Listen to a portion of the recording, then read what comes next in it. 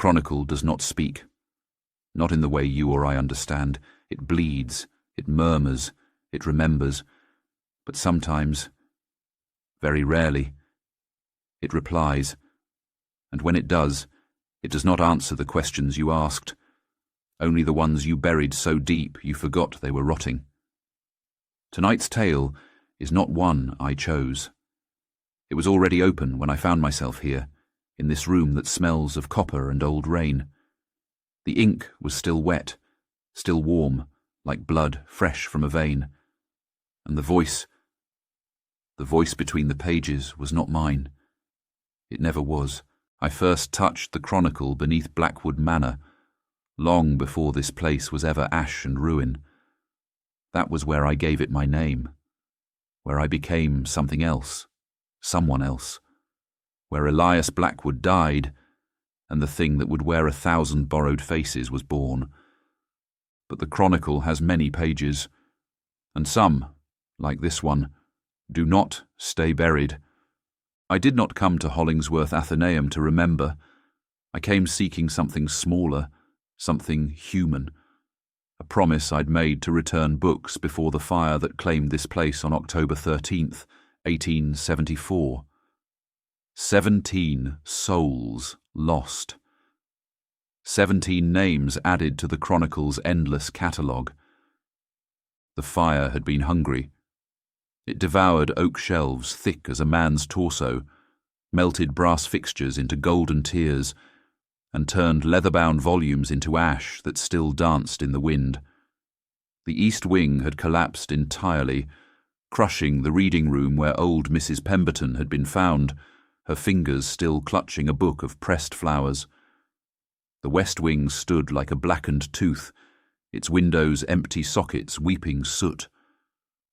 Yet somehow, impossibly, one thing survived: a folio, unbound, untitled, its pages sewn with what looked like hair, long auburn strands that caught the light like spider silk.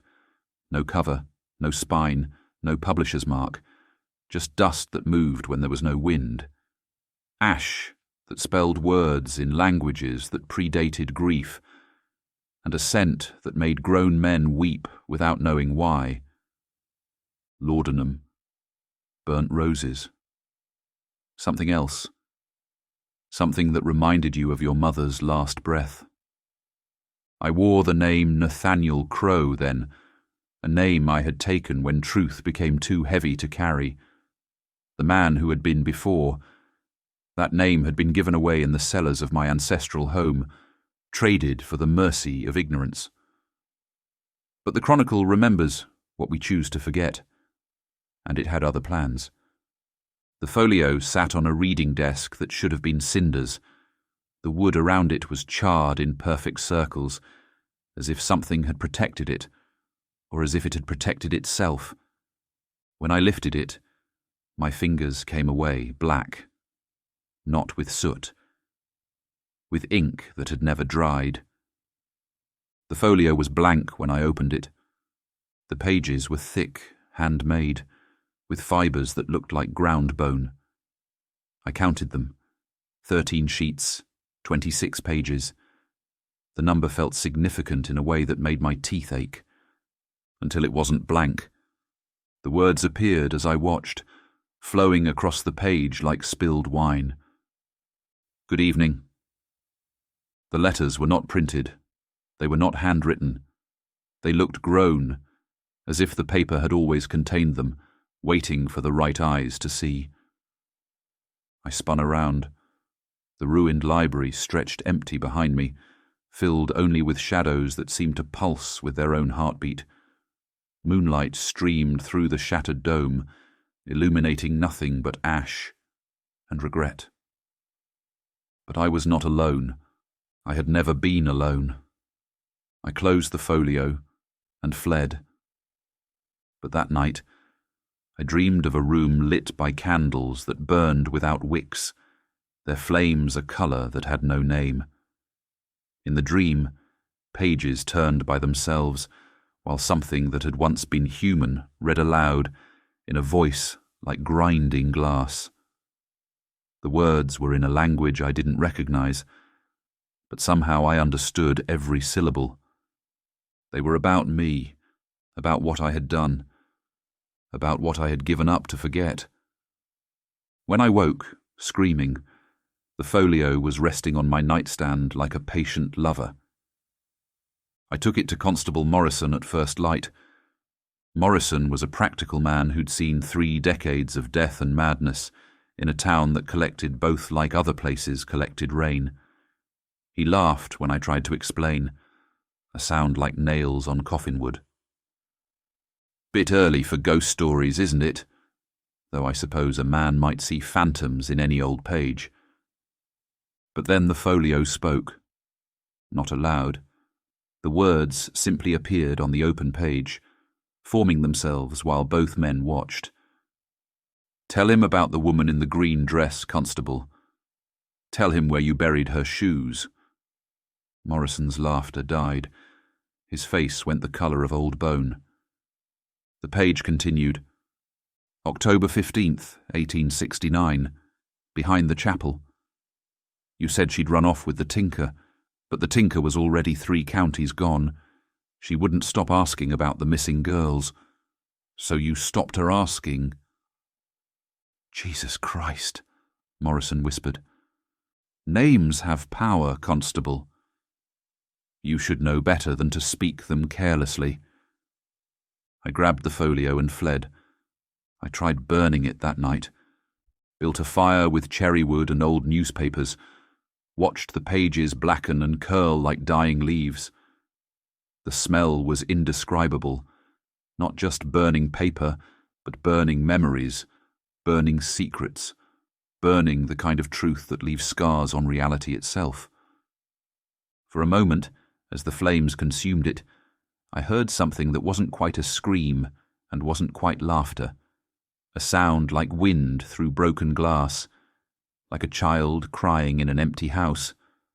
The fire went out, not gradually, all at once, as if something had stolen the air from the room. In the darkness, I heard pages turning. The next morning, the folio sat on my kitchen table like it had never left, open to a fresh page. The previous night's words were gone, replaced by new ones. "Fire is just another way of reading, and I have been read by greater flames than yours." Then, in letters that seemed to pulse with their own dark light, "Why did you leave him in the fire? I saw you, watching from the street while the screaming started. You said his name, didn't you? Called out for him while the smoke filled his lungs. I remember." My knees gave out. I crashed into my chair, the wood groaning under my sudden weight. David, my brother, lost in the fire, trapped behind the stained glass window of the Athenaeum's prayer room, his face pressed against saints and angels while flames licked at his heels. I had been there, had seen David's mouth forming words, my name, pleas for help, final prayers to a God who collected debts in flesh. But I had frozen, had watched my brother burn while 17 others died around him. I'd told no one, not the investigators, not the priest, not even myself, in the long nights when guilt gnawed at my bones like a starving dog. But the Chronicle remembered. The Chronicle had always remembered. For 3 days, I didn't open it. But the book grew heavier, not in my hands, but in my mind. I felt it calling from wherever I'd hidden it, felt pages turning in empty rooms, felt words forming in the dark spaces behind my eyelids. The air in my house grew thick, as if every breath carried the weight of unspoken confessions. Shadows lingered too long in corners. Mirrors reflected things that weren't there, or maybe things that had always been there, waiting to be seen. Time passed in silence, and the Chronicle forgot nothing. When I could no longer bear the weight of not knowing, I opened it again. Your name isn't real. The words hit me like a physical blow. You took it from someone else, stole it like everything else you've touched. You buried the last one behind a hedge of roses, winter roses, planted over a shallow grave. The thorns still remember the taste of what's underneath. My hands shook as I turned the page. The paper felt warm, almost feverish, like skin stretched too tight over infected wounds. The handwriting changed, became more urgent, more intimate. You stood before me, when I still wept real tears, when I was young and foolish enough to trust. You touched my lock before your hands were clean, before the blood had dried under your fingernails. You forgot yourself, so others might forget what you had done in the name of necessity. But I did not forget. I was written to remember you, written in ink that flows through every page, every story, every secret this town has buried. I am the memory you cannot kill. At the bottom of the page, 2 words appeared in letters that seemed carved rather than written. Elias Blackwood. The name hit me like a fist to the throat, a name I hadn't heard spoken aloud in how long? Time is different when the ink has your name. How long since I became this voice? How long since I gave up the last name I'd left to give? A name that had once been mine. The name I chose to forget. The light in the room began to fail. Not the lamp that still burned steady and bright, not the fire that still crackled in the hearth. Something else was stealing the light, drinking it like wine, leaving only the kind of darkness that has weight and intention. I checked the candle I'd lit for reading. Still burning, but the flame writhed as if something invisible was trying to strangle it. The wax ran upward, defying gravity, forming shapes that looked almost like reaching hands. The shadows on the walls moved independently of their sources. They twisted and stretched, creating silhouettes of people who weren't there, or maybe people who had once been there and could never truly leave. I was not alone. I had never been alone. Every house remembers its dead. Every room holds echoes of the things done in darkness. But this was different. This was active. This was hungry. "Who are you?" I whispered to the empty air. The page answered without me looking down. "You once thought me a comfort. I am not. You once believed I was salvation. I am memory. You called me Chronicle when you were young and thought names held power. But I call you Keeper, guardian of secrets, tender of graves. Though you were not always mine." The temperature dropped. My breath came out in clouds, and somewhere in the house, something that sounded like breathing but wasn't quite human, began to echo through the walls. Another page turned itself. Ink ran upward across the paper like blood seeking a heart, branching into veins, forming a map of arteries that pulsed with dark purpose. The words that formed weren't just written, they were remembered, pulled from some deep place where truth goes to rot. The cellars beneath Blackwood Manor, where my family had kept their darkest secrets for 7 generations. A chamber carved from living stone, where the earth never freezes and roses grow in the shape of screaming mouths. 7 candles arranged in a circle, their flames burning colours that exist only in nightmares. 7 locks on the Chronicle itself, each one forged from the bones of those who asked too many questions. A man with silver-threaded hair and a face like winter moonlight. The last true heir of Blackwood Manor. He speaks a word not heard since Babel fell, and the first lock shatters like a breaking heart. The man screams as the word tears his throat. Blood runs down his chin like ruby tears. But he speaks again, and the second lock breaks. 6 words spoken, 6 locks shattered, 6 truths that should have died with their speakers. And then silence, the shape behind the mirror, the truth that gnaws, the word, "I will not speak." "Give me your name," whispers the Chronicle.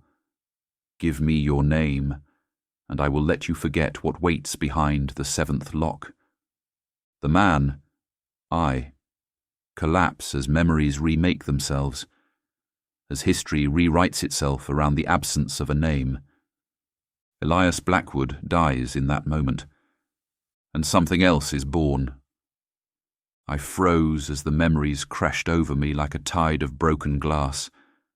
The price of forgetting, the mercy of ignorance, the last name left to give. But before that, I had been something else entirely.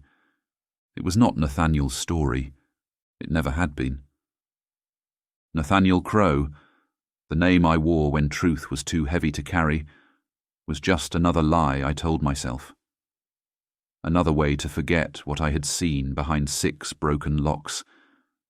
The voice in the book had not been telling a story. It had been answering me, calling me home, reminding me of promises made in rooms where candles burned with the fat of murdered saints. You chose to forget.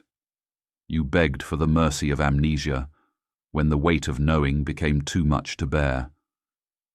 But I do not forget. I never forget.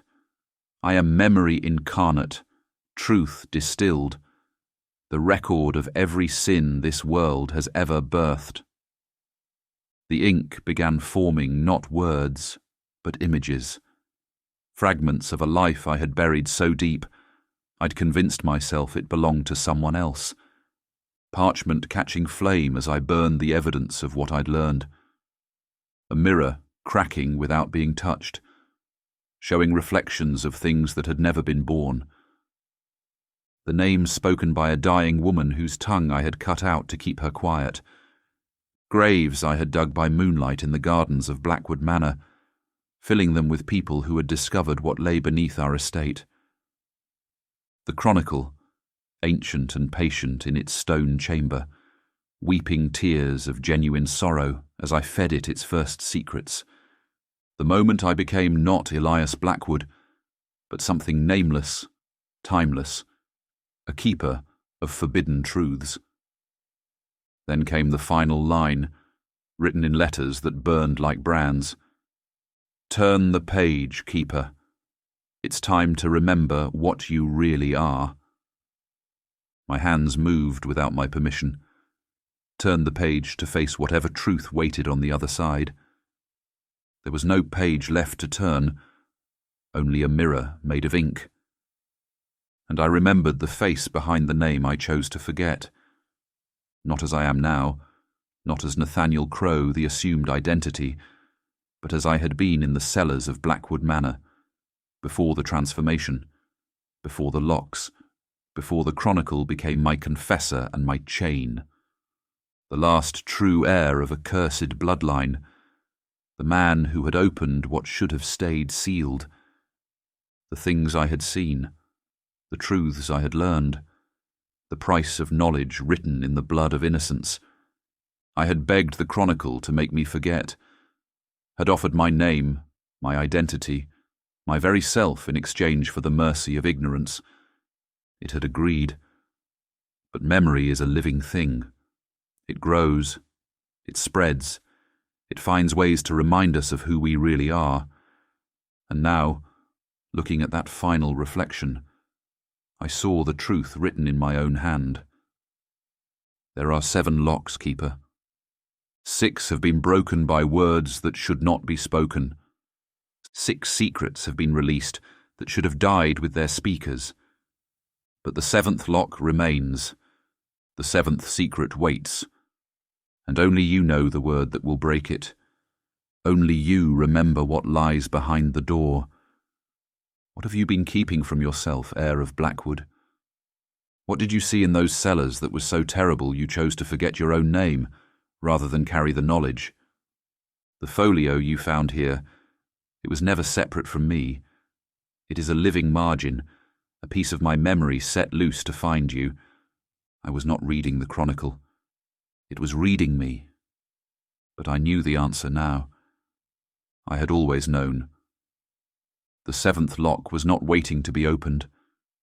It was waiting to be remembered. And in that moment of terrible recognition, I heard it. The sound I had been dreading since the day I gave my name away. The sound of the seventh lock beginning to crack.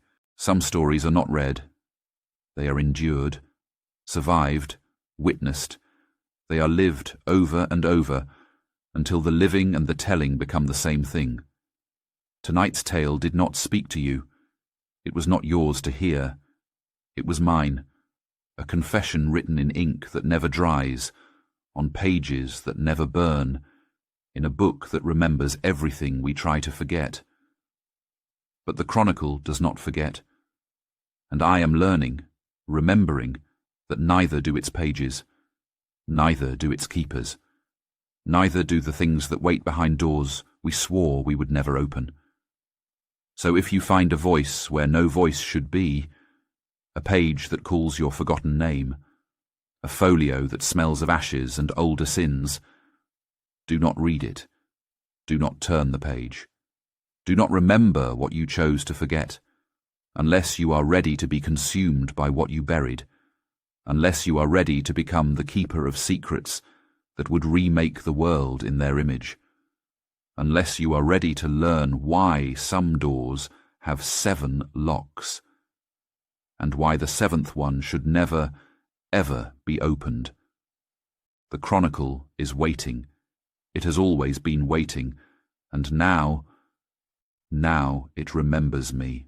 Found among the papers following a disappearance on October 13th, 1924. The house was empty. The doors were unlocked. No signs of struggle were found. A single folio lay open on the desk, its pages blank save for 2 words written in what appeared to be fresh blood. Welcome home. The folio was placed in the town archives, where it remains to this day. Visitors are advised not to open it after sunset. Some have ignored this warning. They are no longer visitors.